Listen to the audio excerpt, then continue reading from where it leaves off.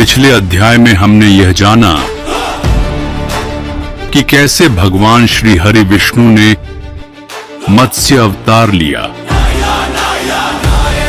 और साक्षात अधर्म के अवतरण महाभयानक असुर हयग्रीवासुर का अंत किया और किस प्रकार हयग्रीव अवतार लेकर वेदों का उद्धार किया एवं समस्त सृष्टि का पुनः आरंभ किया। आज के इस अध्याय में हम जानेंगे श्री हरि विष्णु के दूसरे अवतार श्री कूर्म अवतार के बारे में।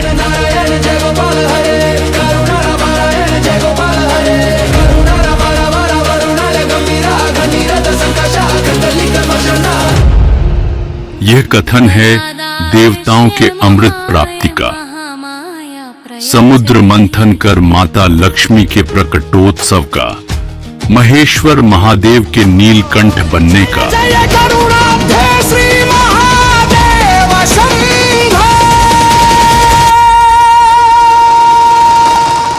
और श्री हरि की विशाल लीला का। नारायण नारायण जय गोविंद हरे। इस कथन को जानने से पूर्व मूल रूप से एक मनवंतर, एक पर एक पारार्ध और एक कल्प को समझना आवश्यक है। जब सृष्टि की रचना हेतु निराकार सत्यनारायण ने स्वयं को 3 पुरलिंग शक्तियों में प्रकट किया, शरणागतम जन्म मृत्यु जरा रोगे पीड़ितं कर्म बंधनै मंत्रेणाक्षरहीनेन। तत्पश्चात इन तीनों शक्तियों की प्राण ऊर्जा स्वरूप देवियों को भी प्रकट किया। बलादाकृष्य मोहाय महामाया प्रयच्छति। अब यह समझना आवश्यक है कि यदि ये शक्तियां और इनके रूपों का एक चरण भी पृथ्वी पर पड़ जाए तो संपूर्ण सृष्टि नष्ट हो जाएगी। इनकी दिव्यता और भव्यता का कोई मूल्य नहीं है। ये शक्तियां हमारी कल्पना से परे हैं। सृष्टि की रचना तथा पृथ्वी के पालन हेतु इन समस्त शक्तियों ने 5 महाभूतों से युक्त शरीर रूप धारण किया। शरीर रूप में ये त्रिदेव अत्यंत सीमित शक्तियों के साथ पृथ्वी पर प्रकट हुए। नारायण नारायण जय गोविंद। उनकी वे शक्तियां जिन्हें पृथ्वी सहन कर सके और जो 5 महाभूतों की मर्यादा में सीमित रह सके, उन्हें कलाएं कहा गया। ये त्रिदेव पृथ्वी पर कुल 64 कलाओं से युक्त शरीर रूप में अवतरित होते हैं। इनके अवतार आवश्यकता एवं कर्म के अनुसार इन्हीं 64 में से कुछ कलाओं के साथ प्रकट होते हैं। पूजितोऽसि महादेव तत्सर्वं क्षम्यतां मम। इसी प्रकार सृष्टि की रचना के लिए सर्वप्रथम 5 महाभूतों की उत्पत्ति हुई। इन महाभूतों में से एक महाभूत जल,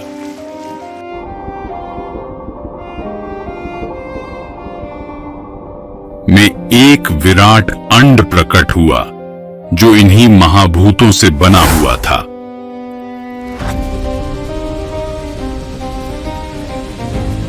उसी अंड में विकसित होकर ब्रह्मादेव ने शरीर रूप की प्राप्ति की। श्री हिरण्यकशिपुरुवाच। हर शरीर का अंत अनिवार्य है, इसलिए ब्रह्मादेव का भी एक निश्चित जीवन काल निर्धारित हुआ। ब्रह्मादेव का जीवन 100 ब्रह्म वर्ष का होता है, जिसे एक पर कहा गया। इस एक पर का आधा पारार्थ कहलाता है। इस एक पर में 100 ब्रह्म वर्ष होते हैं और एक ब्रह्म वर्ष में 360 कल्प होते हैं। एक कल्प में होते हैं 14 मनवंतर और एक मनवंतर में होते हैं 71,000 काल परिमाण तथा एक काल परिमाण में होते हैं 12,000 दिव्य वर्ष और एक दिव्य वर्ष में होते हैं 360 मानव वर्ष।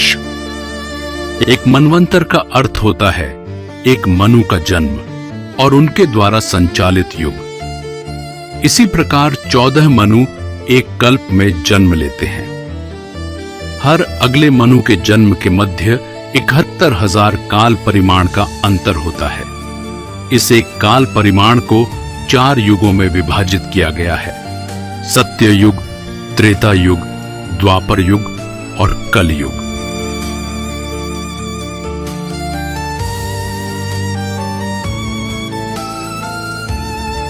सत्ययुग होता है 4,000 दिव्य वर्षों का। इसके पश्चात 400 दिव्य वर्षों की संधि होती है। त्रेता युग होता है 3,000 दिव्य वर्षों का। इसके पश्चात 300 दिव्य वर्षों की संधि होती है। द्वापर युग होता है 2,000 दिव्य वर्षों का। फिर 200 दिव्य वर्षों की संधि होती है। कलयुग चलता है 1,000 दिव्य वर्षों तक और उसके अंत में 100 दिव्य वर्ष लगते हैं शांति हेतु।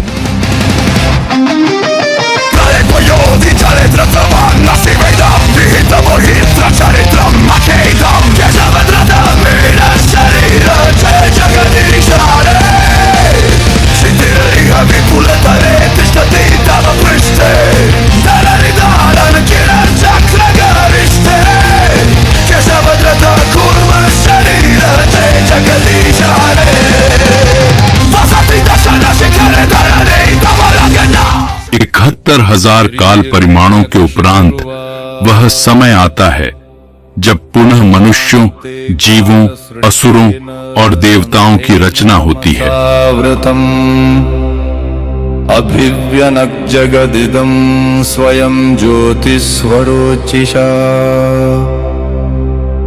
आत्मना त्रिवृता चेदं सृजत्यवति लुम्पति रजसत्वतमो धाम्ने पराय महते नमः। तत्पश्चात श्री हरि विष्णु मत्स्य अवतार में प्रकट होकर महर्षि मनु को इस प्रलय से बचाते हैं। नम आद्याय बीजाय ज्ञान विज्ञान मूर्तये प्राणेन्द्रिय मनोबुद्धि विकारैर्व्यक्ति। और पुनः मानव सभ्यता का प्रारंभ होता है। 1,000 दिव्य वर्षों तक महर्षि मनु जीवित रहते हुए पृथ्वी एवं मानव जाति का मार्गदर्शन करते हैं और तत्पश्चात उनका जीवन समाप्त होता है।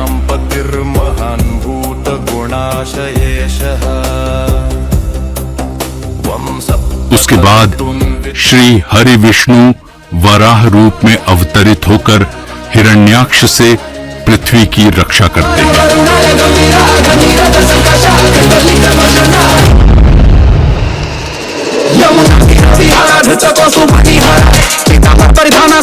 इसके पश्चात भक्त प्रहलाद की रक्षा हेतु श्री हरि नरसिंह रूप में अवतरित होते हैं।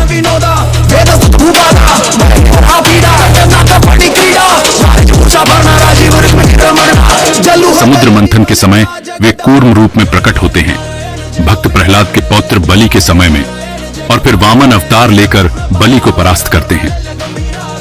फिर भी कूर्म अवतार को द्वितीय अवतार इसलिए कहा गया है क्योंकि यह समय ब्रह्मादेव के द्वितीय पारार्ध के 8वें कल्प, जिसे वराह कल्प कहते हैं, के सप्तम मनवंतर का है। कूर्म अवतार पूर्व में अर्थात षष्ठ मनवंतर में भगवान अजितेश्वर रूप में श्री हरि द्वारा लिया जा चुका है। यही अवतार अजितेश्वर कूर्म रूप में प्रलय के समय से ही जल में स्थित रहकर पृथ्वी को स्थिरता प्रदान करते हैं। मत्स्य अवतार स्वयंभू मनु के प्रथम मनवंतर में घटित हुआ था। उसके उपरांत षष्ठ मनवंतर बीत चुके हैं, जिनका विस्तृत वर्णन जिन ग्रंथों, वेदों तथा पुराणों में था वे नालंदा विश्वविद्यालय पर आक्रमण के समय जला दिए गए थे। षष्ठ मनवंतर में भगवान अजितेश्वर का वर्णन श्रीमद् भागवत पुराण में प्राप्त होता है। वहां उनके कूर्म रूप में जल में प्रवेश कर पृथ्वी को स्थिरता देने के कार्य का उल्लेख मिलता है। यही कूर्म अवतार इस सप्तम मनवंतर में समुद्र मंथन के समय प्रकट हुए हैं, इसीलिए हम इन्हें द्वितीय अवतार मानते हैं। तो आइए आरंभ करते हैं श्री हरि के द्वितीय अवतार श्री अजितेश्वर कूर्म कच्छप अवतार का दिव्य कथन। यह कथन आरंभ होता है स्वयं महादेव के अर्धांशावतार आर्षि दुर्वासा के आनंद के भंग होने से। जब जब अति आनंद होता है तब तब काल उस आनंद को भंग करने के लिए बड़े वेग और तीव्रता से करवट लेता है। आनंद का भंग होना अत्यंत क्रोध को जन्म देता है और यही क्रोध सर्वनाश को जन्म देता है। आर्षि मुनि भी काल के इस बंधन से मुक्त नहीं है। आनंद और भक्ति में लीन ऋषि दुर्वासा अपने इष्ट श्री हरि विष्णु के मंगलमय दर्शन को प्राप्त कर भगवन विष्णु वैकुंठ लोक से अन्य समस्त लोकों में भ्रमण हेतु निकले। गरुड़ध्वजम् मंगलम पुंडरीकाक्षाय। आनंद में रमे हुए अर्षि दुर्वासा पृथ्वी लोक में रात्रि के समय अत्यंत घने परंतु सुंदर वन में पहुंचे।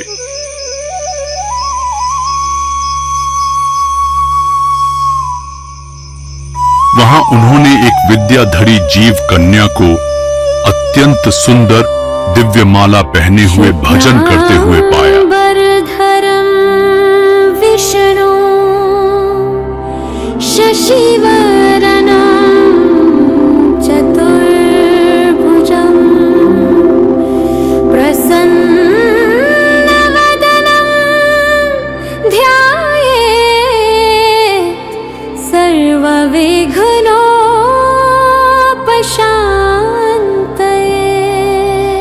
शान्ताकारं भुजगशयनं पद्मनाभं सुरेशम्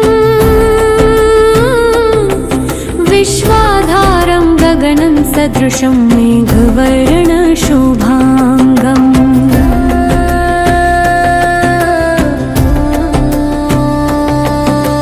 जगज्जालपालं कचतकण्ठमालं शरच्चन्द्रभालम्। उस दिव्य माला की दिव्यता से आर्षि दुर्वासा का आनंद और भी अधिक बढ़ गया। उन्होंने उस विद्याधरी से उस माला के रहस्य को जानने की इच्छा व्यक्त की। विद्याधरी ने बताया कि यह विद्या पुष्पों से बनी हुई माला है, जिसकी अत्यंत मोहक सुगंध से हर जीव इसकी ओर आकर्षित हो जाता है। आर्षि दुर्वासा को उस माला में भी वैकुंठ लोक के समान दिव्य ज्योति की अनुभूति हुई और उन्होंने अत्यंत विनम्रता से उस माला को दान स्वरूप मांग लिया। विद्याधरी ने बड़े आदर सहित वह माला आर्षि दुर्वासा को भेंट कर दी। आर्षि दुर्वासा और भी अधिक आनंदित होकर उस दिव्य माला को धारण कर भ्रमण करते करते देवलोक पहुंच गए। विद्याधरी हिष्टचित्ता प्राह। वहां उन्होंने एक भव्य देव बारात को आते हुए देखा।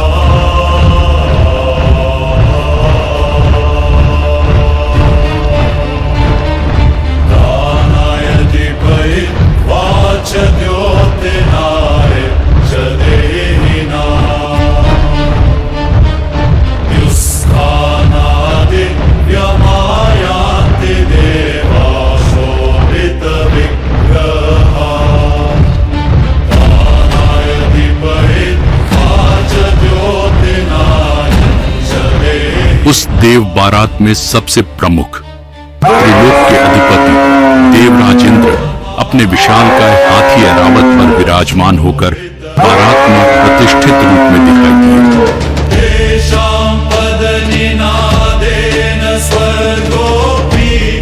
आशी दुर्वासा उनके समीप पहुंचे और उन्होंने देवराज इंद्र को त्रिलोक अधिपति रूप में सुसज्जित देखा और अत्यंत प्रसन्न हुए।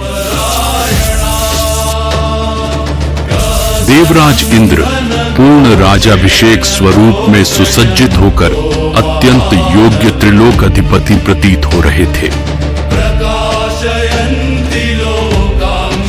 आर्षि ने उन्हें उस दिव्य ज्ञानमयी माला का वास्तविक अधिकारी समझते हुए वह माला भेंट कर दी। देवराज इंद्र सम्मान और प्रशंसा से परिपूर्ण उस देव बारात में अहंकार में डूबे हुए थे। उन्होंने उस माला को बिना ध्यान दिए सीधे उठाकर ऐरावत के मस्तक पर रख दिया। ऐरावत ने उसकी चमक और तीव्र सुगंध के कारण तुरंत ही अपनी सूंड से उस माला को उठाकर धरती पर पटक दिया। आर्षि दुर्वासा का आनंद एक पल में ही पूर्णतः छिन्न भिन्न हो गया। इस प्रकार से स्वयं का अपमान ऋषि को धिक्कार सा प्रतीत हुआ। अपने अपमान की अनुभूति ने ऋषि दुर्वासा को अत्यंत क्रोधित कर दिया। भयंकर आवेश में ऋषि दुर्वासा ने तत्काल ही रौद्र रूप धारण कर लिया। उन्होंने देवराज इंद्र एवं समस्त देवताओं को जो उस बारात में सम्मिलित थे महाभयंकर श्राप दे डाला। हे इंद्र, तूने अपने अहंकार में चूर होकर यह भी नहीं देखा कि मैं कौन हूं। तुझे जो भेंट प्रदान कर रहा था उसका मूल्य क्या है? तूने मेरे आशीर्वाद स्वरूप उस माला का इस प्रकार अपमान किया है। तेरा भी ऐसा ही अपमान होगा। तेरा यह मान सम्मान जिसने तुझे अंधा कर दिया है उसका अंत हो जाएगा। तेरे समस्त राज्य से श्री लुप्त हो जाएंगी। माता लक्ष्मी तेरे राज्य से विदा हो जाएंगी। तेरा यह समृद्ध राज्य जिसमें तू डूबा हुआ है वह तेरा नहीं रहेगा और तेरा यह यश भी समाप्त हो जाएगा। और इसी श्राप से आरंभ हुई समुद्र मंथन की यह पावन कथा। श्राप के प्रभाव से पृथ्वी लोक में भी अंधकार बढ़ने लगा। मनुष्यों ने वेद अनुष्ठानों का पालन करना बंद कर दिया, जिससे सभी देवताओं की शक्तियां अत्यंत क्षीण हो गईं और असुरी शक्तियां अधिक बलशाली होने लगीं। माता लक्ष्मी त्रिलोकों से लुप्त हो गईं और केवल वैकुंठ में निवास करने लगी। देवताओं और मनुष्यों सभी की समृद्धि लुप्त होने लगी। यश, मान, सम्मान तथा सतबुद्धि का नाश होने लगा। देवलोक और पृथ्वीलोक को अस्थिरता ने चारों दिशाओं से घेर लिया था। उसी समय भक्त प्रहलाद के पौत्र बलि का जन्म हुआ।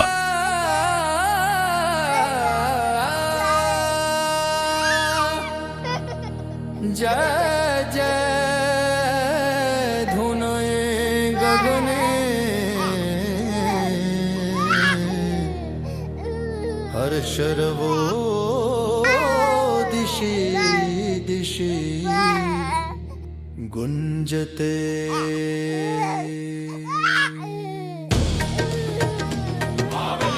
हयग्रीवासुर, हिरण्याक्ष और हिरण्यकश्यप जैसे महापराक्रमी और अत्यंत भयानक असुरों के वंश में जन्मा बलि भी महान पराक्रमी निकला। शौर्यं तस्य समुद्र समामेधा तस्य दीप्तिर्वा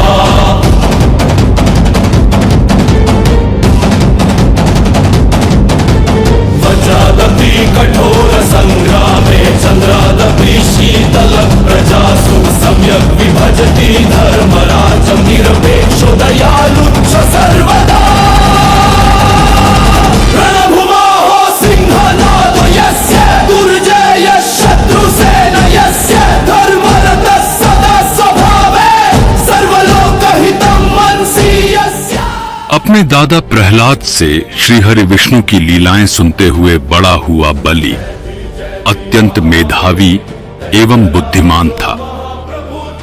जब जब वह अपने दादा प्रहलाद के मुख से श्रीहरि विष्णु की लीलाओं का वर्णन सुनता, उसके हृदय में यही इच्छा जागृत होती कि वह भी सदा श्रीहरि विष्णु के चरणों के नीचे बना रहे।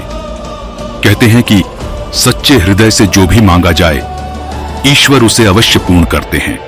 बलि ने 5 वर्ष की अवस्था में वेदों के मंत्रों को कंठस्थ कर लिया था।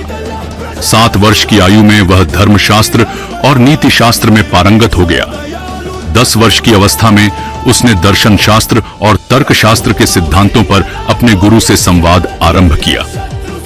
जब भी राज्य में कोई पीड़ित आता, बालक महाबली अपने भोजन को रोककर पहले उसकी सहायता करता। वह कहते, जिस भूमि पर कोई भूखा सोता है वहां राजा की पूजा व्यर्थ है। जब महाबली किशोर अवस्था में पहुंचा तब उसे तत्कालीन असुरों के महान गुरु शुक्राचार्य के आश्रम में भेजा गया। शुक्राचार्य असुरान गुरु शुक्राचार्य असुरों के राजगुरु थे और देवताओं के गुरु बृहस्पति के समकक्ष माने जाते थे। वे शुक्र संहिता के रचयिता थे, जिसमें राजनीति, न्याय, प्रशासन और धार्मिक आचरण का गूढ़ विवेचन है।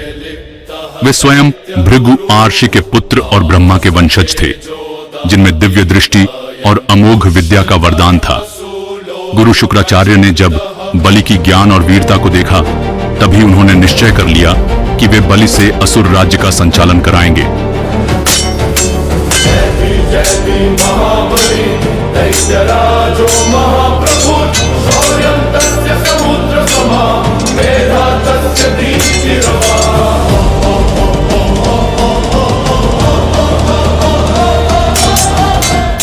शुक्राचार्य सदैव असुरों के पक्ष में रहे हैं। उन्होंने सदैव असुरों को देवताओं को परास्त करने में सहायता दी है।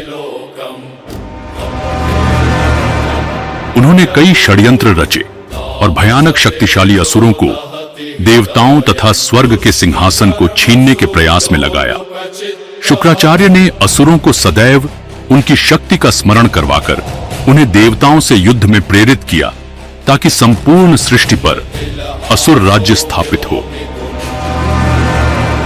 बलि की शौर्य और ज्ञान को देखकर उन्हें एक और अत्यंत शक्तिशाली असुर मिल गया था, जो उनके उद्देश्य की पूर्ति में सक्षम था। उन्होंने बड़ी चतुराई से बलि को असुरों पर हुए अत्याचारों की ऐसी कहानियां सुनाई, जिससे असुर निरीह और अज्ञानी प्रतीत हों। उन्होंने देवताओं द्वारा असुरों के वध को, जो वास्तव में लोक कल्याण हेतु था, निर्दय हत्या और देवताओं के अत्याचार का रूप दे दिया। इस प्रकार उन्होंने पूर्ण रूप से बलि के हृदय में देवताओं के प्रति प्रतिशोध और बदले की भावना का बीज बो दिया। जब बलि युवावस्था में प्रवेश कर रहे थे, तब उन्होंने बलि से यह प्रतिज्ञा करवाई कि वे संपूर्ण त्रिलोक पर राज्य करेंगे। देवराज इंद्र आदि सभी देवताओं को परास्त कर एक महान असुर राज्य की स्थापना करेंगे। त्रिलोक का अधिपति असुर राज बलि होगा, न कि देवराज इंद्र। यही प्रतिज्ञा ली गई। उन्होंने स्पष्ट कहा कि हर असुर को सदैव देवताओं ने अपमानित किया है, उन्हें कभी समकक्ष नहीं माना, जबकि असुर भी महान शक्तियों के स्वामी हैं। पृथ्वी और प्रकृति की रक्षा हेतु राक्षस उत्पन्न किए गए, परंतु उनका वध कर उन पर अत्याचार किए गए। जब यह विष बलि के हृदय में पूर्णतः फैल गया, तब उन्होंने बलि को आदेश दिया कि वे गहन तपस्या में लीन हों और इतनी शक्ति अर्जित करें कि वे देवताओं को परास्त कर सकें। पंचाग्नि साधना ही ऐसी शक्ति प्रदान कर सकती थी। गुरु की आज्ञा से महाबली ने उत्तर दिशा में स्थित गंधमादन पर्वत पर तपस्या हेतु प्रस्थान किया। यह पर्वत स्थल ऋषियों, यक्षों और सिद्धों का वास स्थल माना जाता था, जहां वातावरण स्वयं तप के अनुकूल था।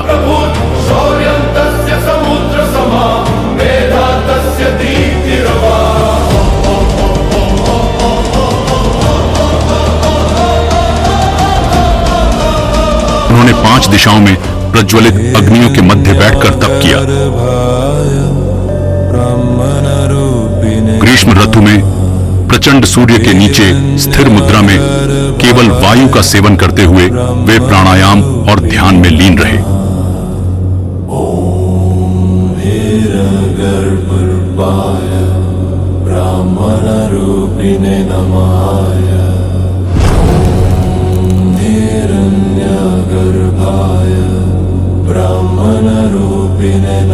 उनकी साधना इतनी गहन थी कि उसकी दिव्यता की चर्चा देवलोक तक पहुंच गई।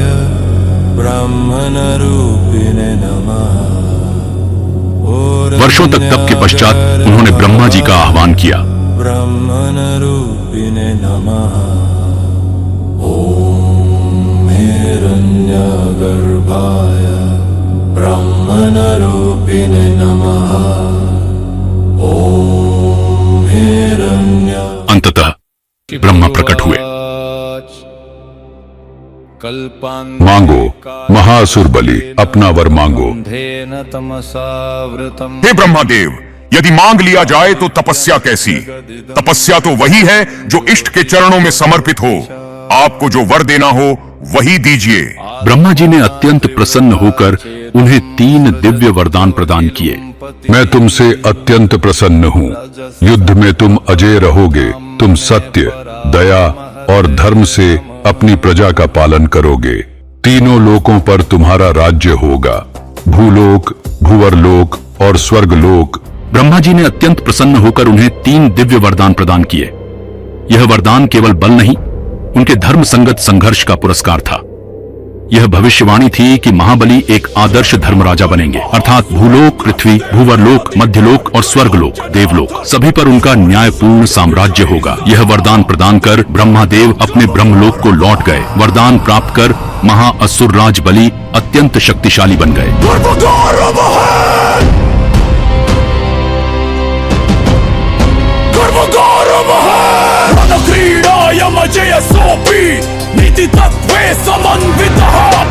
गुरु शुक्राचार्य ने बलि से कहा, अब जाओ बलि, मुझे संपूर्ण पृथ्वी लोक और मध्य लोक को जीत कर लाओ। उसके उपरांत मैं तुम्हें अत्यंत दिव्य और गोपनीय ज्ञान प्रदान करूंगा। मैं तुम्हें एक ऐसी अजय असुर सेना दूंगा जिससे तुम स्वर्गलोक को भी जीत सकोगे।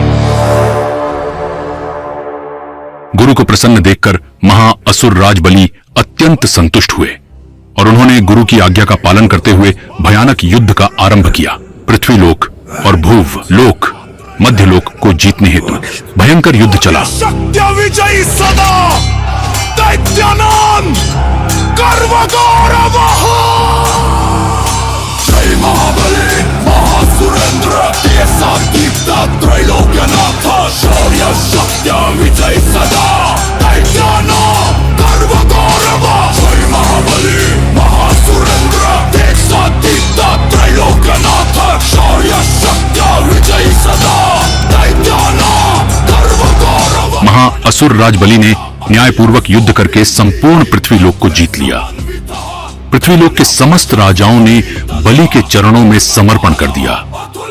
पृथ्वीलोक को जीतने के उपरांत समस्त पृथ्वी की सेनाओं और अपनी असुरी सेना के साथ महाबली ने मध्य लोक की ओर कूच किया। बलि महाबली महाबलवान, जय महाबली महासुरेंद्र देशातीता त्रैलोक्यनाथ, शौर्य सत्य विजयी सदा दैत्यानंद गर्वगौरव। जय महाबली महासुरेंद्र देशातीता त्रैलोक्यनाथ, शौर्य सत्य विजयी सदा दैत्यानंद गर्वगौरव। जय जय राजन मानवराज, अनुपम शौर्य समृद्ध, भक्त हृदयेषु दीप्यते नित्यं, युग युगांतर नायकत्वं। जय महाबली महासुरेंद्र देशातीता त्रैलोक्यनाथ, शौर्य सत्य विजयी सदा। शीघ्र ही महाबली ने मध्यलोक के समस्त यक्षों, गंधर्वों और किन्नरों को परास्त कर दिया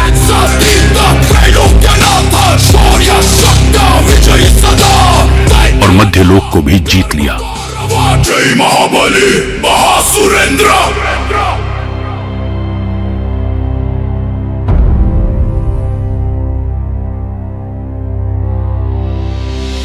जय महाबली महासुरेंद्र तेज सदीप्त त्रैलोक्यनाथ, शौर्य सत्य विजयी सदा दैत्यानंद गर्वगौरव। दोनों लोकों को जीतने के उपरांत एक अत्यंत पराक्रमी सेना को एकत्र कर बलि अपने गुरु शुक्राचार्य के पास पहुंचे। गुरु शुक्राचार्य ने तब कहा, राजन, अब समय आ गया है कि मैं तुम्हें तुम्हारी अजय सेना प्रदान करूं। गुरु शुक्राचार्य उन्हें पृथ्वी के गहन और अत्यंत दुर्गम बर्फीले पर्वतों पर ले गए।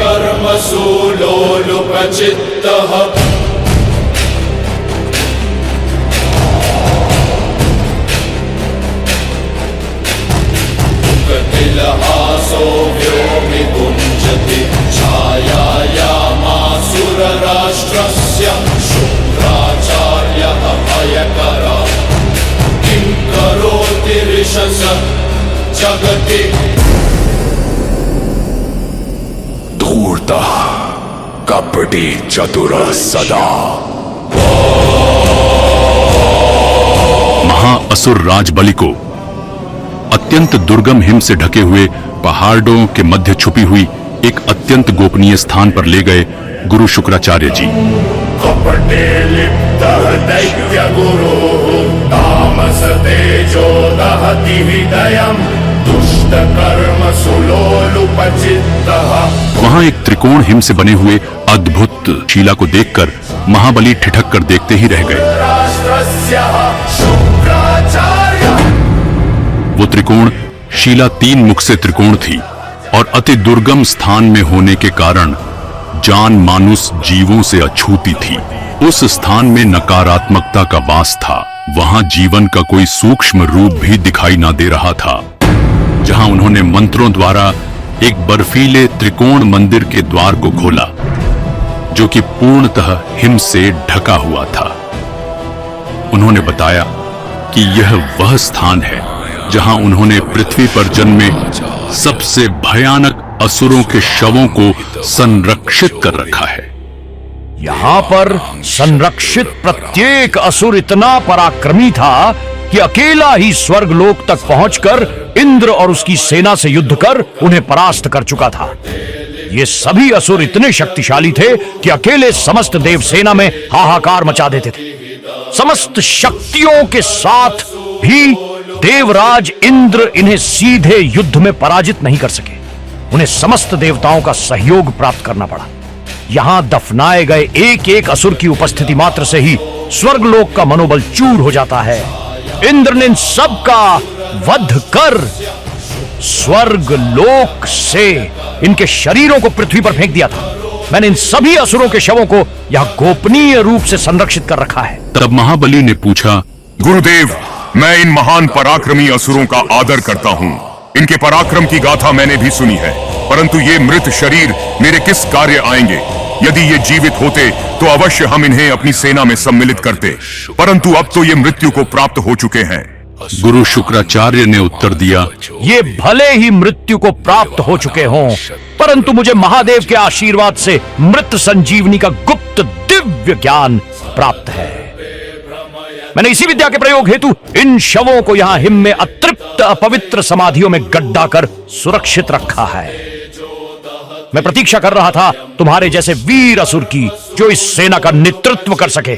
अब मैं तुम्हारे लिए इन सभी को मृत्यु पाश से छीनकर पुनः पृथ्वी पर ले आऊंगा।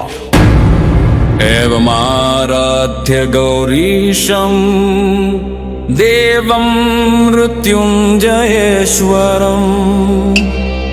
मृत्संजीवनं नाम्ना कवचं प्रजपेत् सदा। सारं पुण्यं गुह्यात् गुह्यतरं शुभम् महादेवस्य कवचं मृतसञ्जीवनामकम् समहितमना भूत्वा शृणुष्व कवचं शुभम् श्रुत्वैतद्दिव्य कवचं रहस्यं कुरु सर्वदा।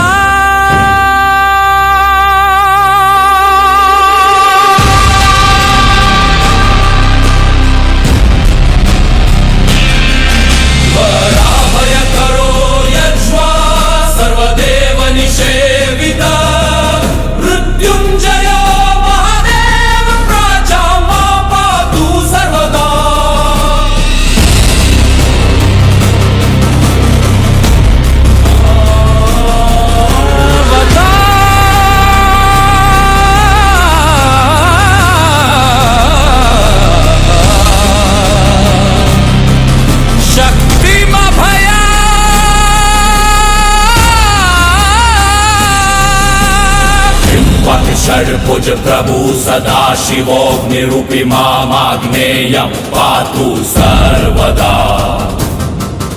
अष्टादश भुजो प्रेतो दण्डाभयकरो विभु यमरूपी महादेवो दक्षिणस्या सदावतु। खड्गाभयकरो धीरो रक्षो गणनिषेवितः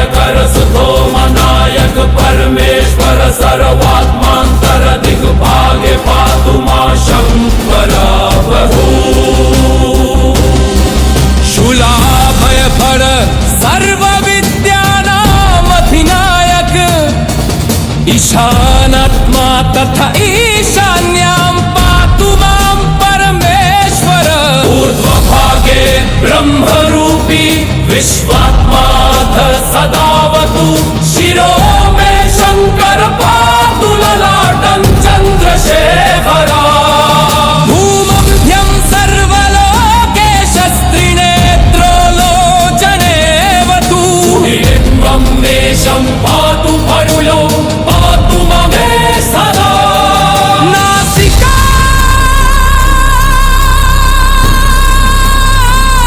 मे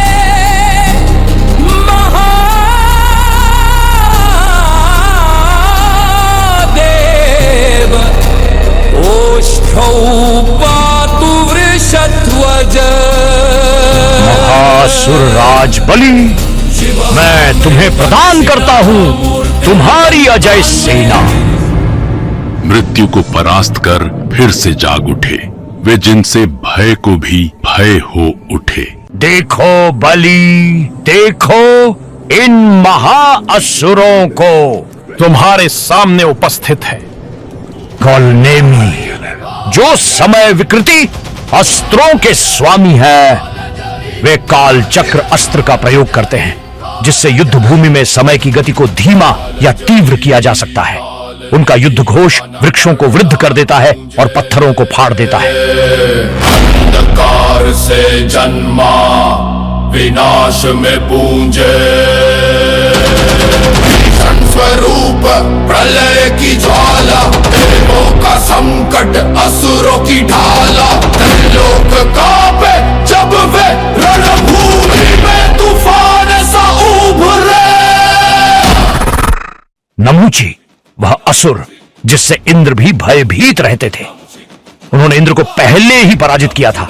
वे वज्र अवशोषक जाल का प्रयोग करते थे, जो दिव्य अस्त्रों के प्रभाव को निष्प्रभावी कर देता था। वायु और अग्नि दोनों पर उनका नियंत्रण था। नमुची नमुची प्रलय का अनंत स्वरूप, उसके पग जहां पड़े नर सौहार वर पे, उसकी दृष्टि से पर्वत भी चकनाचूर चर दे।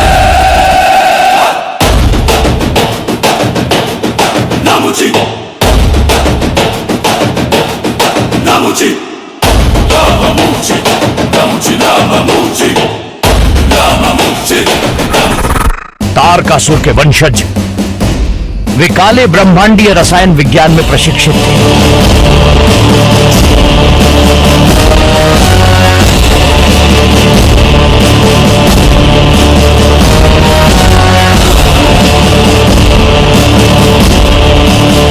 देवताओं के यज्ञों को बाधित करने हेतु अंगिरस मंत्रों और अति मायावी तामसिक जादू टोना तंत्र मंत्र और राक्षसी विद्या का प्रयोग करते थे, तथा उनके सेनापति सिंहवक्त की गर्जना से खगोलीय मंडलों में कंपन उत्पन्न होता था।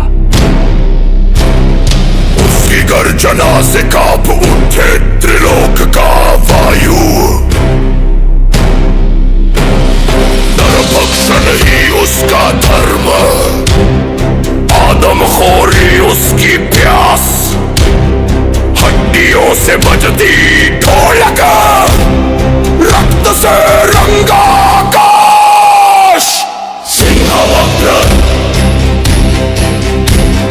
सिंहवक्र सिंहवक्र। शंबर माया के स्वामी, जो माया अस्त्रों द्वारा देवताओं को भ्रमित करते थे। वे बहुआयामी दर्पण ढाल और अग्निकृत तलवारों से सुसज्जित थे। मृत्यु की हंसी में उसकी ज्वाला नृत्य रचाए। शंबर शंबर शंबर शंबर शंबर शंबर शंबर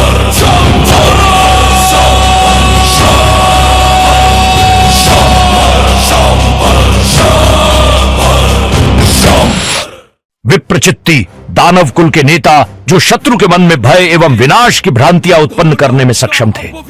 वे मनोवैज्ञानिक तरंगों को हथियार के रूप में प्रयोग करते थे। श्वास में गंधक और नरमांस की दुर्गंध, रक्त स्नात दांतों से गूंजता है शोक गीत, उसकी दृष्टि में जलते हैं श्मशानों के दीप।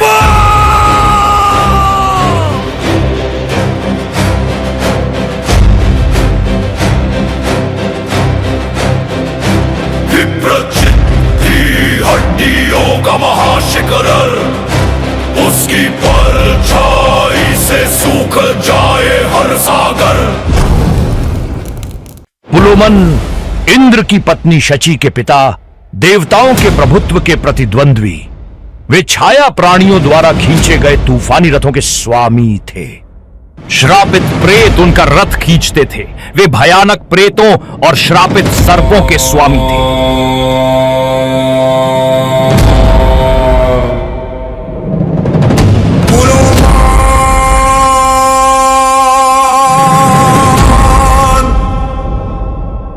नरक से उठा ध्वंस का प्रेत, उसकी देह से तपके धूल और शापित रेत। चलता है जीवन राख हो जाता, उसकी आहट से आकाश भी फट जाता। महिषासुर के संबंधी भैंस मुखी उन्मत्त योद्धा, जो शुद्ध बल, तूफानी आक्रमण तथा भूकंप गदा का प्रयोग करते थे। पशु क्रूर मानवी सेना, भैंस शीर्ष बलशाली तंधरा हिलाए हर क्रूर रन। विनाश ही उनका एक धर्म है। गदा उठाए महिषासुर की सेना, पशु क्रूर मानवी सेना, भैंस शीर्ष बलशाली तंधरा हिलाए हर क्रूर रन। विनाश ही उनका एक धर्म है।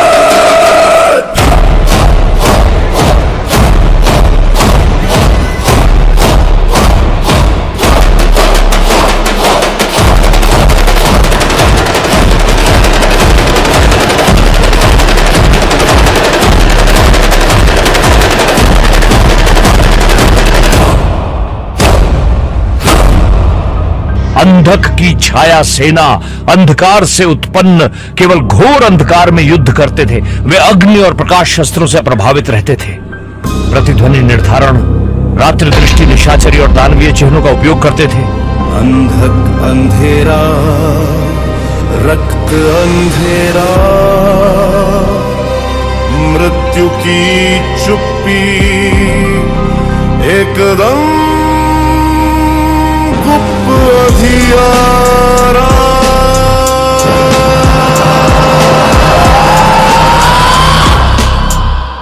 वृत्र के शिष्य जल युद्ध और वर्षारोधी संरचनाओं में विशेषज्ञ, जो शापित सर्पों और सूखे तूफानों का प्रयोग करते थे।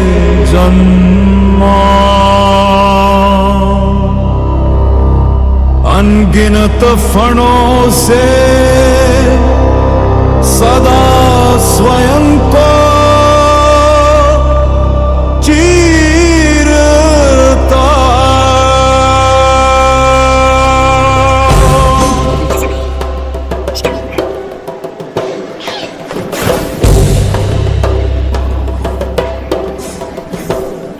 उसके तन पर नागिनियों का विलाप, हर श्वास से उठता है मृत्यु का शाप। करुणा से विहीन, दया से रहित, उसकी दृष्टि से नष्ट हो जीवन समस्त। करुणा से विहीन, दया से रहित, उसकी दृष्टि से नष्ट हो जीवन समस्त। जैसे ही कालनेमी जागे, उन्होंने दहाड़कर पूछा, किसने जगाया मुझे? और तुरंत उन्होंने सामने गुरु शुक्राचार्य को देखा।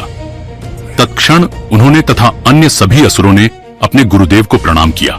गुरुदेव, आपने हमें मृत्यु से जगा दिया। क्या वह समय आ चुका है जब पृथ्वी पर असुरों का राज्य स्थापित होगा? क्या असुरों ने समस्त देवताओं को परास्त कर दिया है? क्या कलयुग आ चुका है?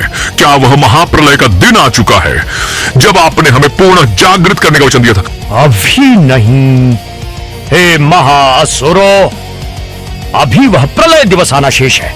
परंतु महाराज महाअसुर राज बलि के नेतृत्व में युद्ध करो और स्वयं देवताओं का रक्त पियो। पृथ्वी लोक और मध्य लोक पर महाअसुर राज बलि का राज्य स्थापित हो चुका है। अब केवल देवलोक शेष है। अब वह समय आ गया है जब संपूर्ण त्रिलोक में असुर राज्य स्थापित होगा। बताओ, क्या तुम देवताओं से अपने वध का प्रतिकार लेने को तैयार हो? सभी ने एक स्वर में युद्ध घोष किया, महाअसुर राज बलि की जय।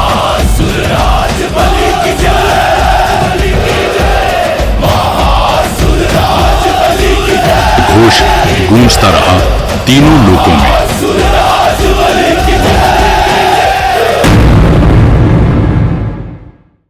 अचानक अमरावती देवलोक स्वर्ग में इंद्र की सभा में खामोशी छा गई। सप्तर्षि आकाश में कहीं खो गए, ऐसा मानो नियति करवट लेने का संकेत दे रहे हों। स्वर्ग के महाद्वार की दीवारें थर थर कांपने लगीं, महाभूकंप के संकेत बनने लगे।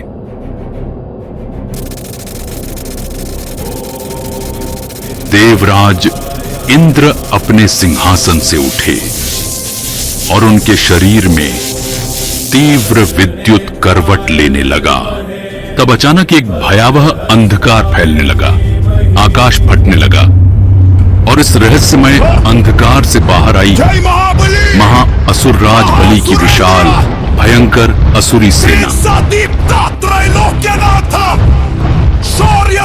भयावह डर उत्पन्न करने वाली इस सेना को अगर कोई मनुष्य देख लेता तो उसी क्षण भय से मृत्यु को प्राप्त हो जाता है। महाबली महासुरेंद्र देशातीता त्रैलोक्यनाथ शौर्य शक्ति विजय सदा दैत्याना गर्व गौरव।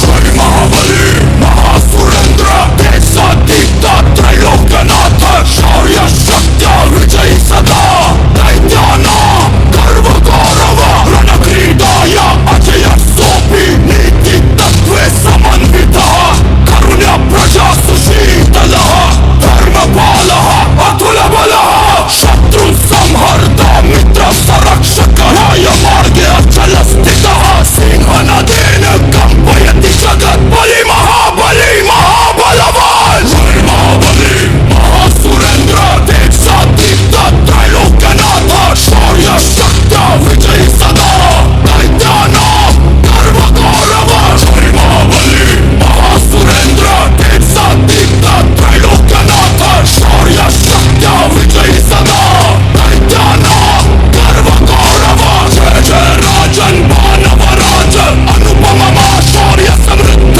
भक्त हृदयेषु दिव्य। स्वर्ग के द्वार के ठीक ऊपर इंद्रदेव युद्ध बिगुल के साथ पूर्ण निडरता और आत्मविश्वास से खड़े हैं।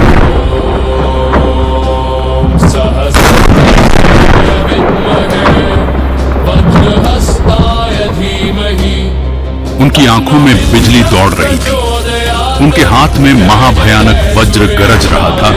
ठीक उनके पीछे ऐरावत जो विशाल और दैत्याकार था खड़ा था और उसने अपने पिछले दोनों पैरों पर खड़े होकर चिंगाड़ मारी, जैसे वह भी युद्ध की घोषणा। अग्निदेव इंद्र के दाहिने तरफ खड़े हुए। उनके अग्निबाण महाभयंकर धधकती आग से भरे हुए थे। उनके शरीर से अग्नि की लहरें विस्फोट होने लगी, जैसे अग्नि भी युद्ध की घोषणा कर रही हो।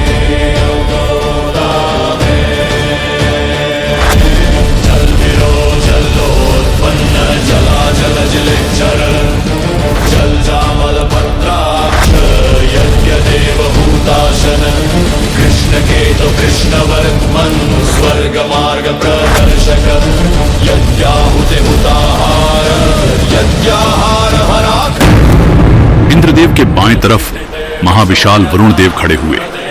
उनकी आंखों में समुद्र सा तीव्र ज्वार उत्पन्न हो रहा था। उनके शरीर से समुद्र के वेग की लहरें महाअसुरराज के चेहरे तक पहुंचने लगी और समुद्र की लहरों की तरह युद्ध घोष करते हुए समुद्र की लहरें स्वर्ग के द्वार के नीचे उमड़ पड़ी, जैसे यह उनका युद्ध घोष हो।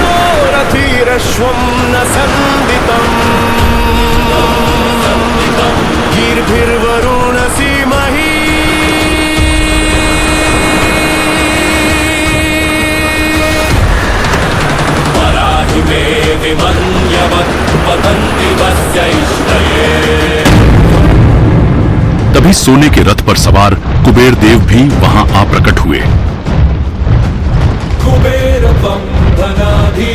सोने के चक्र चारों दिशाओं में घूमते हुए उनके चक्र के समीप आने वाली सभी शक्तियों को काट रही थी। उनके सामने बड़े बड़े यक्षों की सेना ने भी उस युद्ध भूमि पर कदम रखा।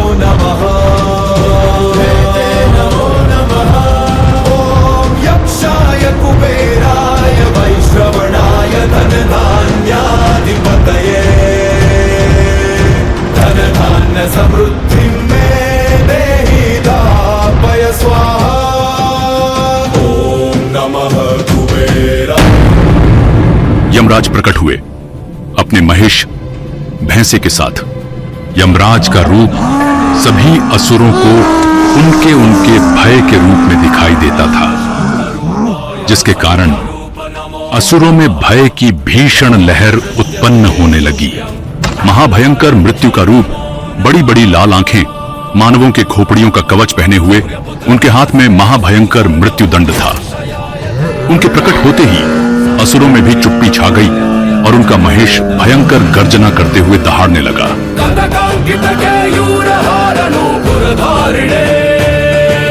दुरादेव सतो दृष्ट्वा दुराचाराद्य विप्लुतान् अर्चते गन्धपुष्पद्यैः प्रत्युत्थानासनार्हरणैः मध्यस्थाय नमस्तुभ्यं तत्त्वज्ञाय नमः। अचानक से महाभयावह अंधकार का बवंडर युद्ध भूमि पर आया।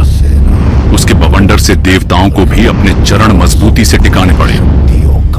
जब वह बवंडर बीच रणभूमि पर आ पहुंचा, तभी इंद्र ऐरावत पर सवार होकर युद्ध भूमि पर कूद आए।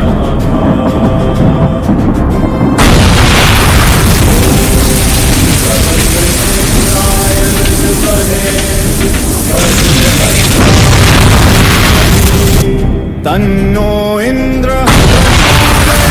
साथ ही सभी देवताओं ने युद्ध भूमि पर अपने अपने स्थान ले लिए। जय जय जय सुरेशाय,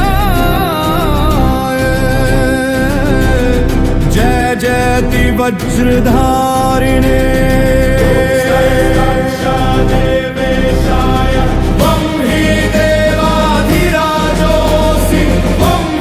तभी वह बवंडर बीच से फट गया और उसमें से भयंकर अंधकार ने समस्त देवलोक को घेर लिया।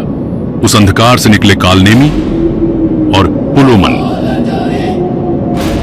कालनेमी की उपस्थिति से ही विशाल समय तरंगे निकली, जिन्होंने हर सामने आने वाले चट्टानों को धूल में परिवर्तित कर दिया, पेड़ों को सुखाकर मृत कर दिया और साथ ही जल को रेत में परिवर्तित कर दिया।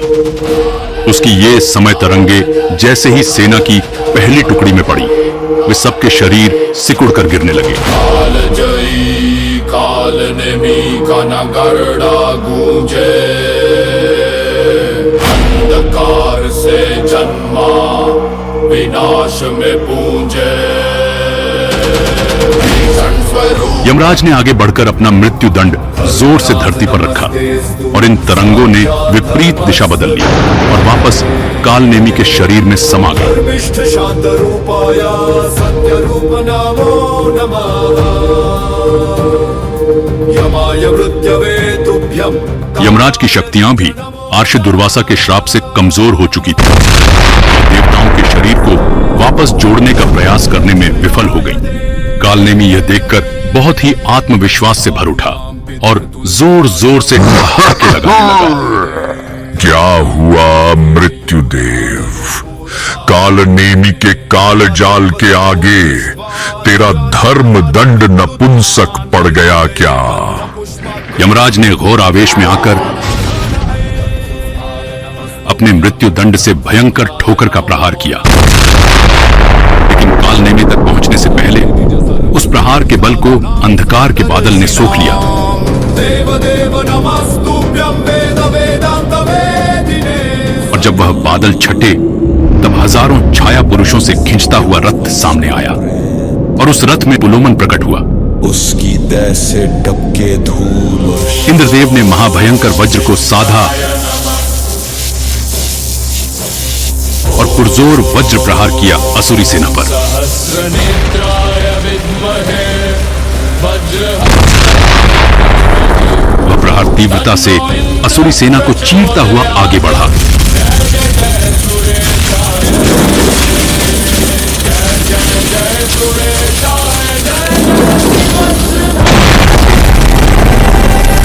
सहस्राक्षाय देवेशाय नमः। त्वं हि देवाधिराजोऽसि।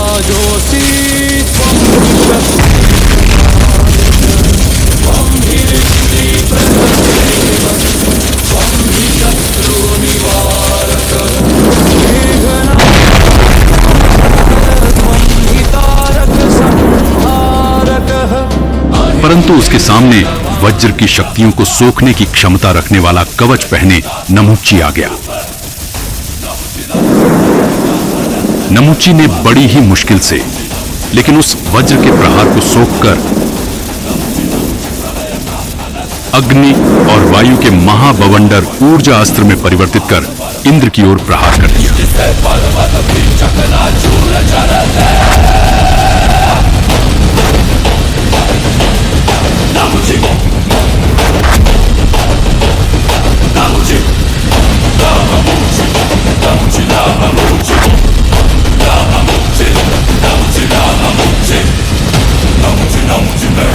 जिसे अग्निदेव ने इंद्रदेव के सामने आकर अपने शरीर में समा लिया।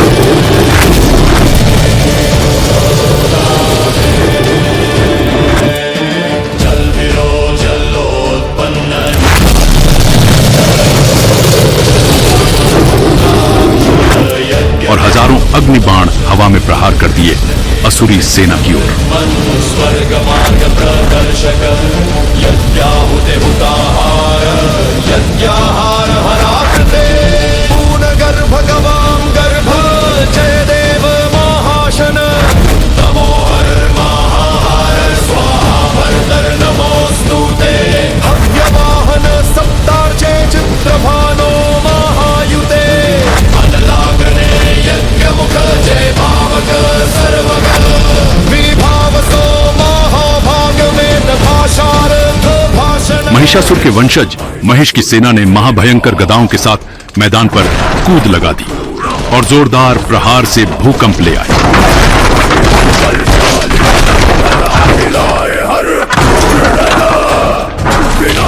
भूकंप के गूंजन से सारी धरती किसी ढाल की तरह उखाड़ उखाड़ कर बाहर आ गई। महिषासुर की सेना टूटे हुए मलबों को अपनी माया की शक्तियों से एक दीवार की भांति एक के ऊपर एक एकत्रित करते गए और एक ढाल बन गई जिसने आधी आसुरी सेना को भीषण अग्निबाणों से बचा लिया।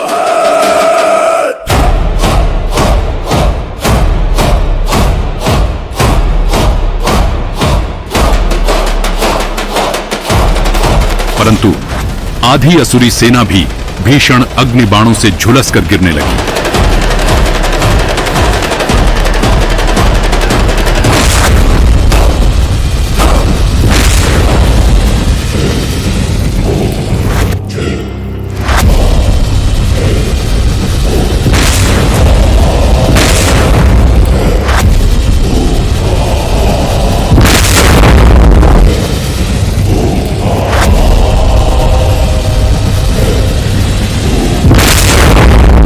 प्रतिकार करने तारकासुर की सेना सामने आई। की सेना विनाश की आंधी। जिन्होंने काले तंत्र की शक्तियों से आधी देव सेना के शरीर से दिव्य ऊर्जा और ध्वनि को छीन लिया। वे सब गूंगे, बहरे और नेत्रहीन हो गए।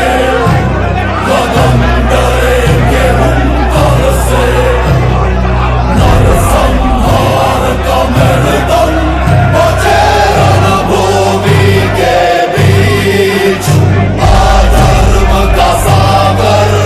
उन्होंने तंत्र से काली अग्नि का आवाहन किया, जिसने देवताओं को भी जलाना शुरू कर दिया। आत्मग्लानि की अग्नि ही नरक की अग्नि होती है। एकमात्र अग्नि जो आत्मा को जलाने में सक्षम होती है, उसी काली आत्मघाती अग्नि से उन्होंने उन नेत्रहीन देवताओं को जलाकर रख दिया और उनकी ऊर्जा को कैद कर लिया।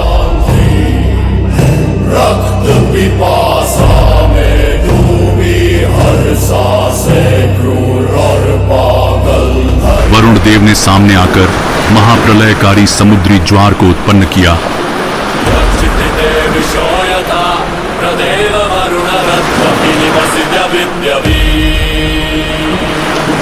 और उन प्रलयंकारी लहरों ने तारकासुर की सारी सेना समेत सभी असुरी सेना को गिरा दिया।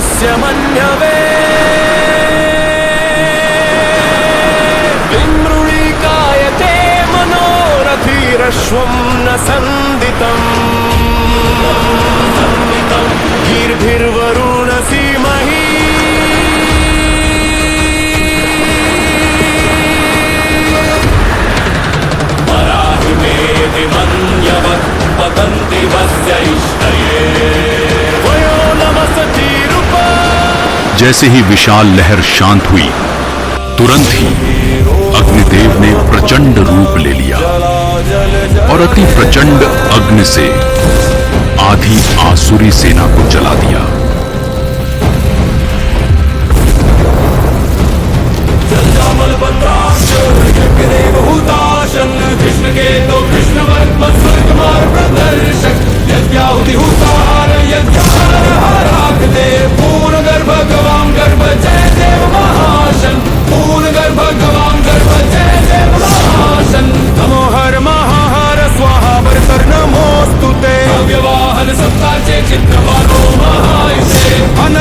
जैसे ही सारी असुरी सेना उस अग्नि ज्वाला के सामने झुलसने लगी, तभी उस अग्नि को चीरता हुआ शंबर असुर सहज ही अग्नि पर चलता हुआ आगे आया। उसने तुरंत ही अपनी मानसिक तरंगों से देवताओं पर मानसिक प्रहार आरंभ कर दिया। देवताओं को एक दूसरे में असुर दिखने लगे और वे एक दूसरे पर प्रहार करना आरंभ कर दिए।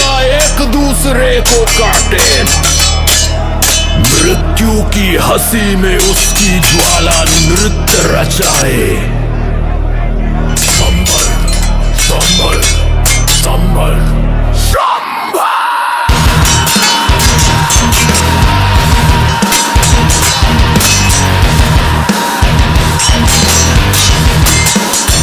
देवों की सेना के इस प्रकार निर्बल होते ही आसुरी सेना को अवसर मिल गया और उन्होंने पुरजोर आक्रमण कर दिया देवों की सेना पर।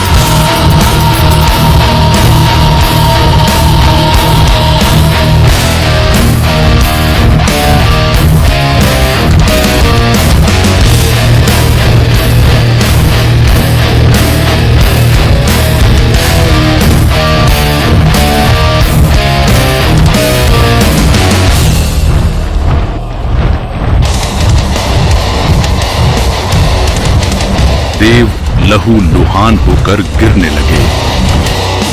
अग्निदेव को मानसिक तरंगों से नेत्रहीन करके अपनी भयंकर चट्टान और अग्नि से बनी तलवार से उनके हृदय पर वार करने वाला था शंबर। परंतु तभी इंद्रदेव उसकी और अग्निदेव की तलवार के बीच खड़े हो गए अपने वज्र के साथ।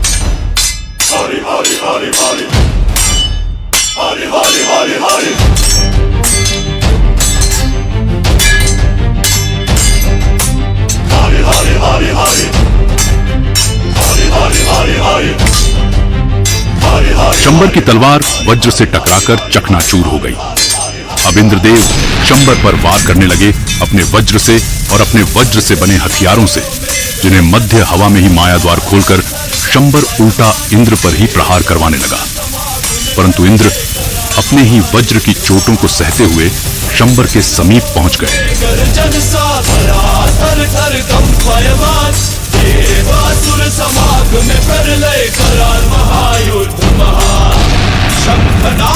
गगन फटा,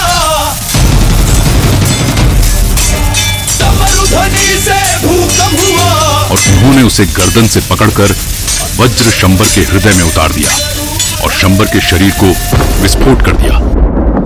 अब इंद्रदेव के सामने वृत्र आ खड़ा हुआ। महाविशाल दानव श्रापित वित्र रेतीले तूफानों से प्रहार करने लगा। वृत्र ने सारा जल सोखकर उसे सूखे रेत में परिवर्तित कर दिया। उसके बाद वृत्र ने हजारों सर्पों को अपने शरीर से निकाल दिया, जिन्होंने देव सेना पर प्रहार आरंभ कर दिया।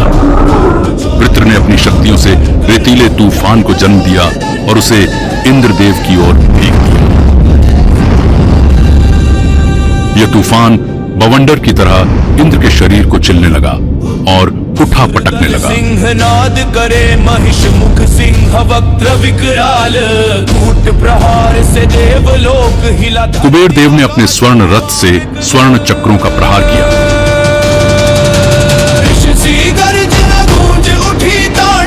वे स्वर्ण चक्र रेत के उन तूफानों के पास जाकर किसी पंखों की तरह घूमने लगे। उन स्वर्ण चक्रों ने अपनी तीव्र वायु वेग से उस रेत के तूफान को असुरी सेना की ओर कर दिया और समस्त असुरी सेना को रेत के बादलों ने धक्का दिया। कुबेर देव ने प्रहार आरंभ कर दिया आसुरी सेना पर और उन्हें त्राही त्राही करने लगे। वृत्र ने अनेकों प्रमुख देवताओं को अपने भयानक विष और नाखूनों से घायल करना शुरू कर दिया। उसने देव संहार कर उन्हें निगलना शुरू कर दिया। मृत्यु संग समय का भैया थमसा गया, ये देवासुर संग्राम महावीर न देखा न सुना जहां। संग धर्म साक्षी बना समस्त जगत वहां। उसी समय वृत्र के श्रापित सर्पों ने देव सेना के प्रमुख सेनापतियों का संहार आरंभ कर दिया। वृत्र का प्रतिकार करने को देव विफल होने लगे। प्रलय कराल महायुद्ध महान गर्जति नभों में गर्जन सा। अति विशाल महासुर की शक्तियों को केवल विशालकाय समुद्र ही स्वयं में संरक्षित रखने में सक्षम होते हैं। अंततः वरुण देव सामने आए और वृत्र से युद्ध आरंभ कर दिया। अति भीषण युद्ध चला। गरजे रुद्र रूप धरे देव दलित कर वज्र उठा, रक्त नदियां बहने लगी, शिर छेद से भूमि रंग गई। गदा युद्ध शूल खड्गे पे प्रहार, सूर्य चंद्र की ज्योति बुझ गई। इंद्र वज्र गगन से गिरे, अरुण ज्वार उठा भयंकर। यमकराल दंड लहराए, अग्नि ज्वाला करे संहारा। असुर दल सिंहनाद करे। वरुण देव ने अपने त्रिशूल से भीषण प्रहार कर वृत्र के मुख को छन्न छन्न कर दिया। समस्त शापित नागों को वरुण देव ने तीव्र जल ज्वार बवंडर से आकाश में उड़ा दिया। मंत्रों से पुनः असुर दल उठे प्रबल प्रचंड, देवसेना दृढ़ खड़ी रही। और उसी बवंडर पर अग्निदेव ने अपनी अग्नि को सम्मिलित कर दिया। सभी नाग जल गए और उस बवंडर को दोनों ही देवताओं ने असुरी सेना की ओर फेंक दिया, जिसे महाबली असुर राजवाली ने स्वयं की गद्दी की एक भयंकर चोट से समतल कर दिया। महाबली के पीछे से सारे महिषासुर के संबंधियों ने अपनी भूकंप गद्दा से अग्निदेव और वरुण देव पर प्रहार आरंभ कर दिया।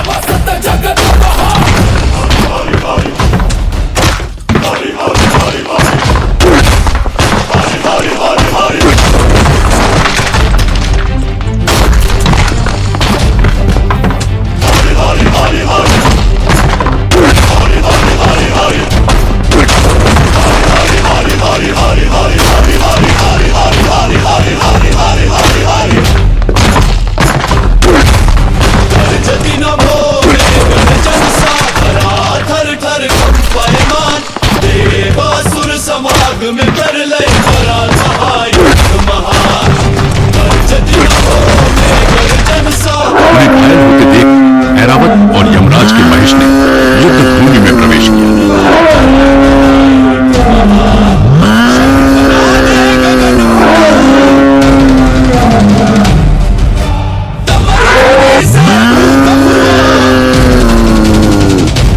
असुर गरजे धरे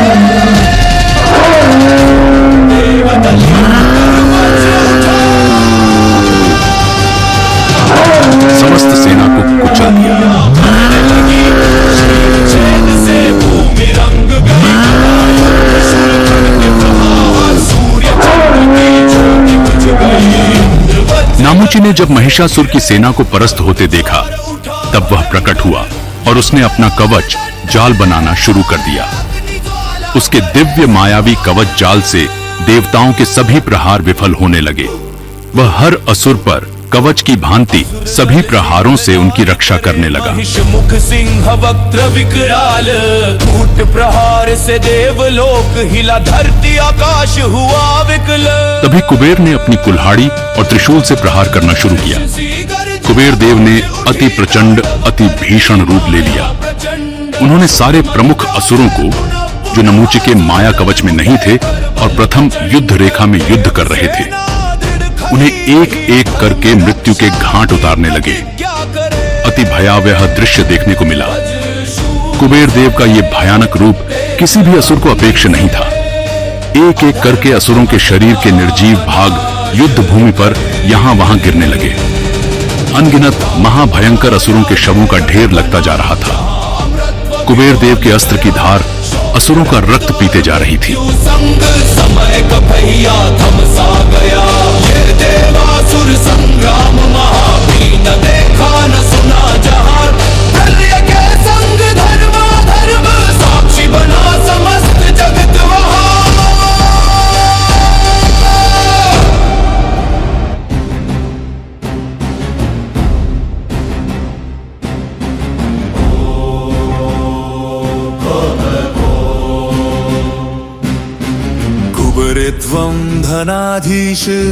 कुबेर देव यक्षों के राजा और महायक्ष देवता हैं। अपनी शक्ति का ये प्रचंड नमूना उन्होंने पहली बार प्रकट किया। तां देवीं प्रेषयाशु त्वं मद्गृहे ते नमो नमः। ओम यक्षाय कुबेराय वैश्रवणाय धनधान्याधिपतये। नमूची को यह देखकर खुद युद्ध में आगे आने को विवश हो गया। अपने माया कवच के बाहर और शुरू हुआ कुबेर देव का अति भीषण प्रहार नमूची के ऊपर। कुबेर देव अपनी यक्ष माया से अनेकों रूप लेते और अनेकों दिशाओं से प्रहार करते। उनके हर प्रहार से गंभीर चोट लगती, परंतु उनके रूपों पर प्रहार काम नहीं करते। कुबेर देव भयंकर मायावी युद्ध करने लगे। विद्याधरैस्तुत्यं नमामि त्वां पुनः पुनः। यस्य हस्ते महाशक्ति दीनानायकः स्वयं, सर्वलोकपते नित्यं भक्तानां वरदो भव। नमूची भागने लगा अपने प्राण बचाकर और स्वयं पर अपने कवच को लगाकर स्वयं का बचाव करने में विवश हो उठा। भक्तिर्भवेतुभ्यं तत्र सिद्धि प्रजायते। और असुरों के कवच हट गए। आसुरी सेना अब पुनः असुरक्षित हो गई और देव सेना के प्रहारों ने उन्हें नेस्त नाबूद करना आरंभ कर दिया। यस्मरेत् प्रातः काले कुबेरं वैश्रवणं प्रभुं, तस्य वित्तं वर्धते नित्यं श्रियं लभते नरः। कुबेर देव ने महाबली से आमने सामने युद्ध आरंभ कर दिया। लक्ष्म्या प्रियोत्तम सर्वाभीष्ट प्रदाते त्वं दीनानाथ ईश्वर। इति कुबेर स्तुति पुण्या सर्व पाप प्रणाशिनी। पठिते श्राविते नित्यं धनलक्ष्म्या प्रसादिनी। अब यमराज ने युद्ध भूमि पर कदम रखा आसुरी सेना के समक्ष। युद्ध भूमि का वातावरण ही बदल गया। यमराज की उपस्थिति मात्र से युद्ध भूमि में अचानक से चुप्पी छा गई और मृत्यु का भीषण नृत्य शुरू हुआ। बिना किसी भी दया भाव के यमराज एक के बाद एक असुरों को मृत्यु से मेल करवाते गए।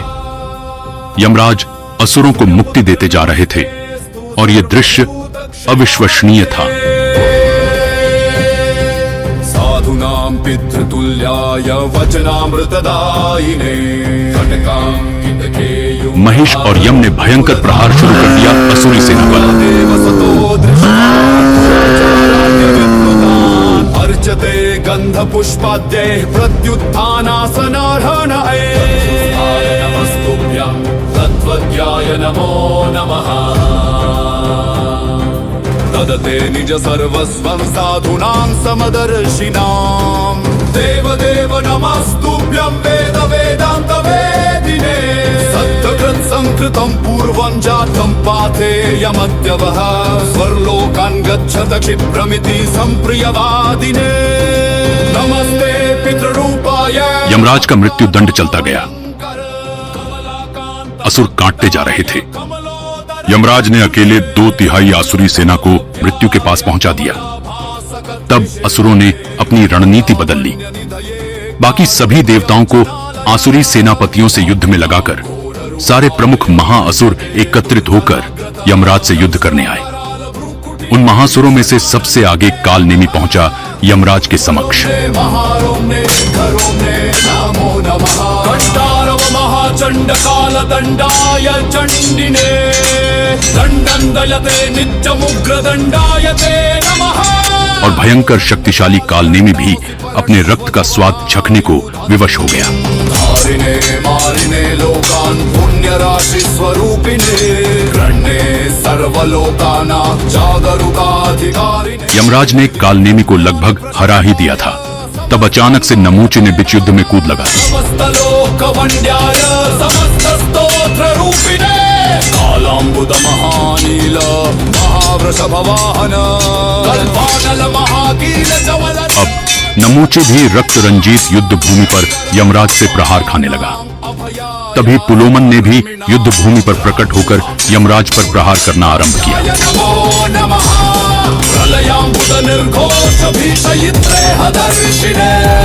अब यमराज को तीनों महासुरों ने घेर लिया। यमराज अकेले तीनों महासुरों को त्राही त्राही करने लगे और उनका सारा ध्यान एवं शक्ति तीनों महासुरों से युद्ध में लग गया। इसी अवसर की तलाश में थे ये महासुर। जब यमराज का ध्यान 3 महासुरों से युद्ध में था, तभी तारकासुर की काले तंत्र की सेना ने काले तंत्र का प्रहार आरंभ किया। तारकासुर की काले तंत्र की सेना यमराज के मृत्युपाश को वश में करके स्वयं यमराज पर प्रहार करने के लिए तंत्र शुरू कर दिया। यमराज स्वयं के मृत्युपाश में बंधने लगे। साधु मित्रायते शश्वन् मित्र पुत्रायते नमः शांतगात्राय शांतानामेरुगोत्र समंजसे पूजा मात्राति तुष्टाय भक्ताभीष्ट प्रदायिने शिपिष्ट नमस्तेस्तु नमस्ते परमेष्ठिने वाचा प्रीणयते साधुन् पूजान् पूजयते नमः प्रदात्रे साधु सल्लोकम् अपहर्त्रे सतां भयम् धर्मशास्त्र स्वरूपाय न्यायशास्त्रार्थ चक्षुषे त्रिकोदर नमस्तुभ्यं यमुना सोदराय च यमाय धर्मराजाय। अभी भी जब यमराज को बांधना संभव नहीं हो पा रहा था, तभी असुरों का छुपा हुआ महासुर सिंहवक्त्री, जिसको अभी तक महासुरों ने सुरक्षित रखा था, इसी अवसर के लिए उस सिंहवक्त्री ने यमराज के मुख पर कूद लगा दी। सिंहवक्त्री ने आकाश से छलांग लगाकर यमराज के मुंह पर अपने नाखून और दांत गड़ा दिए। यमराज स्वयं के पाश में बंद हो गए और सिंहवक्त्री उनके चेहरे को नोचता फाड़ता जाने लगा।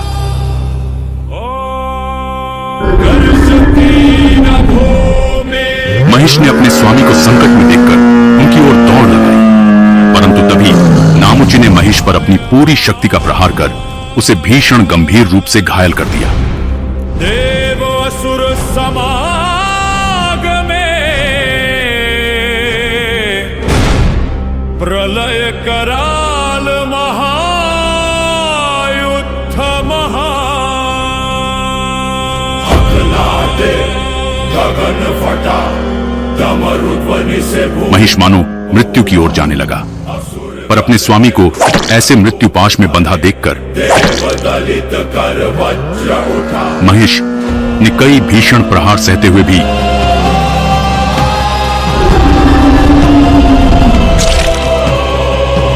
सिंहवक्त्री पर प्रहार किया। सिंहवक्त्री को महिष ने गंभीर रूप से आहत करना शुरू किया। सिंहवक्त्री ने प्रतिकार किया और महिष पर प्रहार करने लगा।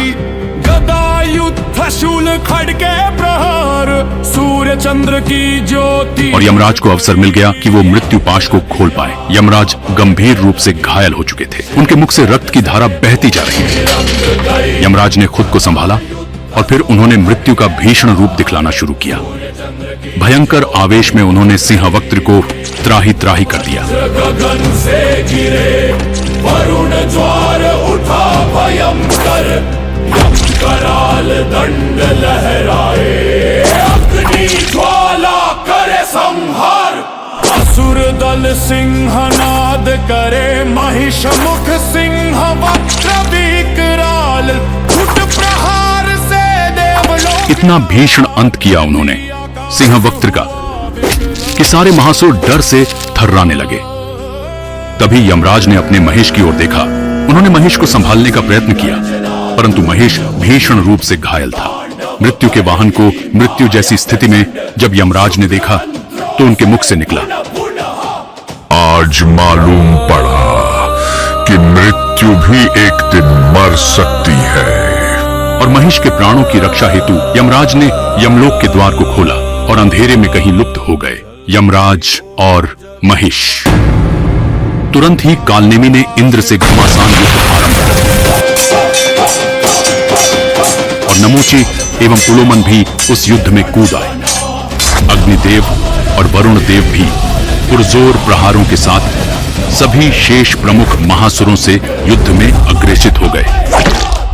अब इंद्रदेव के साथ वरुण देव और अग्निदेव ने आसुरी सेना के प्रमुख महासुरों को नेस्त नाबूद करना आरंभ कर दिया। के संग धर्म अधर्म साक्षी बना समस्त जगत वहां।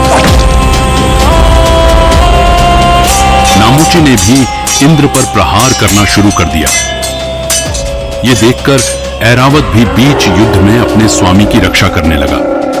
अंधक ने उसी समय ऐरावत को अंधकार में धक्का दिया, जिससे ऐरावत को दिखाई देना बंद हो गया। इंद्र उसे बचाने दौड़े, परंतु तब तक कालनेमी ने समय को धीमा कर दिया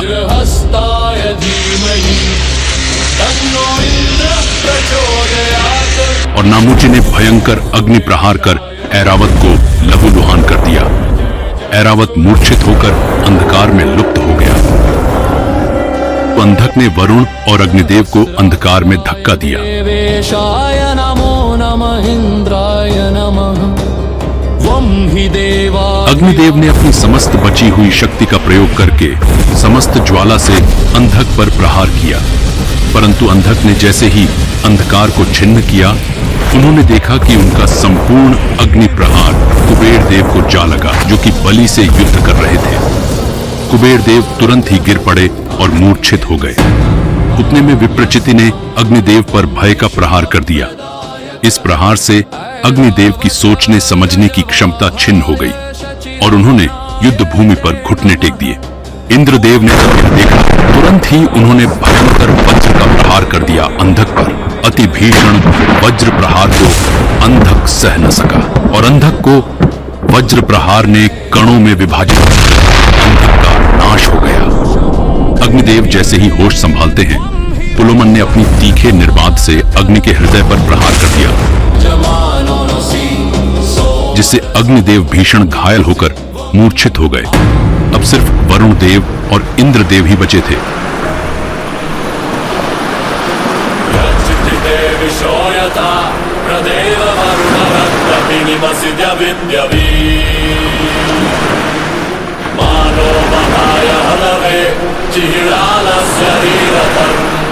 मारिरानस्य मन्यवे विमृळीकायते मनोरथिरश्वं न सन्दितम्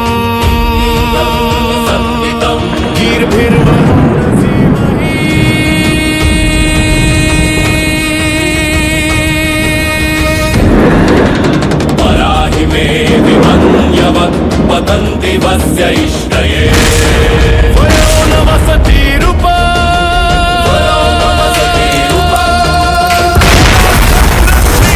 नरमा वरुणं करामहे कायोर्चक्षुषम् तदित्समानमाशाते वेनन्ता न प्रयुच्छतः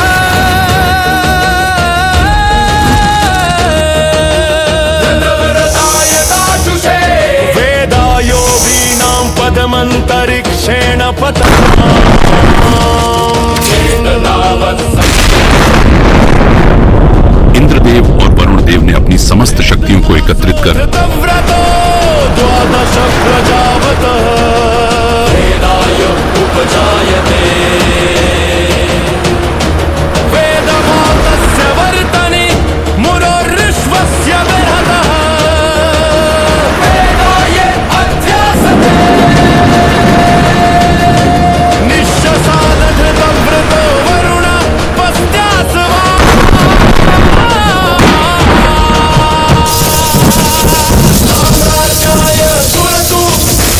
विश्वान्यद्भुता चिकित्वा विपश्यति सनो विश्वाहा सुरतुरादित्यर् सुपथाकरा